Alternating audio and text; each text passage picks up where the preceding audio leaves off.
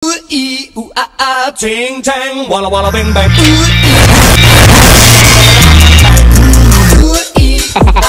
Ching chang, walla walla bang bang.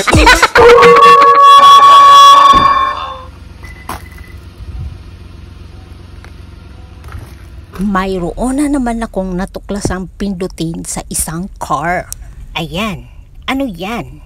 Ayaw ko siyang pindutin dahil hindi ito sa amin. Daisya to daisya. Operator ba ito na tawagan upang mailabas ang pakpak ng car na ito? Subalit, tinignan ko ang manual book o guidebook sa car na ito. Doon ako nagtagal sa pahina kung saan ay may special features sa passenger seat. Na dahil sa kagandahan ng upuan sa passenger seat ay pwedeng isakay ang isang wheelchair. So kahit maliit siya na car ay may kakayahan siyang mag-angkas ng mga uri na wheelchair. At dahil tayo ay kalooban ay ating mailarawan kung ano ang nasa guidebook. So andito na tayo sa passenger seat at hinahanap ko ang mga buttons o mga hihilain upang maipakita sa inyo kung paano ihiga ang upuan. Sa passenger seat, sa ilalim ay may mahawakan ka na parang PC. Kailangan mo siyang hilain upang aatras ang passenger seat tungo sa pintuan ng car sa likod. At ito yung tinutukoy ko na PC, ito yung lalawan. Ewan ko lang ha kung anong style sa ibang car, basta itong style sa Honda. So, ang sunod nating gawin ay kung paano ihiga itong mahanap mo ito sa taas ng upuan, sa right side niya. At ito yan, ito yon.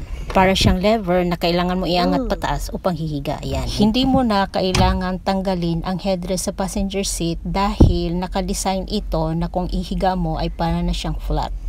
Gawin din natin sa isang upuan upang makita natin kung gaano siya kalawak. Atin buksan ang likod ng pintuan sa car upang makita natin ang iba't pang kagamitan. At ito yan, syempre dito itatali ang wheelchair, no? Gulong ng wheelchair. Nakita ko ito sa hauler nung walang tow na ikarga ang aking car. At sa loob nito na aking inangat ay ang makikita mo na ang sukat na hagdanan pababa upang makadaan ang wheelchair para pumasok sa loob ng car. Ayan na ang itsura sa dalawang upuan na nakahiga at dito ay makikita na pwede nang iangkas ang wheelchair. Pwede mo ring gawin siyang sala mga kadod tulad ko o ay pumupunta ako ng mga parking lot o kaya ng mga park para magsusulat ng mga vlogs.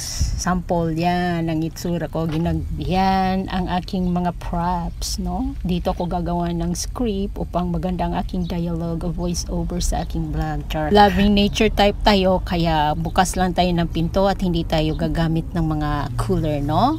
Kung kailangan. Pwede din dito ang blue sheets mga kadud kung ayaw mo yung mga animated na sheets na tulad na ginagamit ko pang picnic yun kasi pwede rin dyan, pwede din. Pwede na pwede kahit hindi blue basta sheet siya na pwede mong upuan higian gamitin na panlatag para may malagyan ang mga gamit para hindi madugyan. Ganito ang mga siniri natin ngayon, no? At sinamantala ko talaga bago ito babawiin sa amin dahil siya lang nga. 8 years old na kasi yung car namin so hindi ko pa naisip na gagawa pala ako ng vlog tulad nito. Pero may kakayahan din yung car namin na ganito kaso lang nga mas maganda ito kasi parang smell good and feel good ka talagang mag-vlog tulad ng mga ganitong topic. Ito rin ay isa sa mga itsura ng mga keyless ng Honda.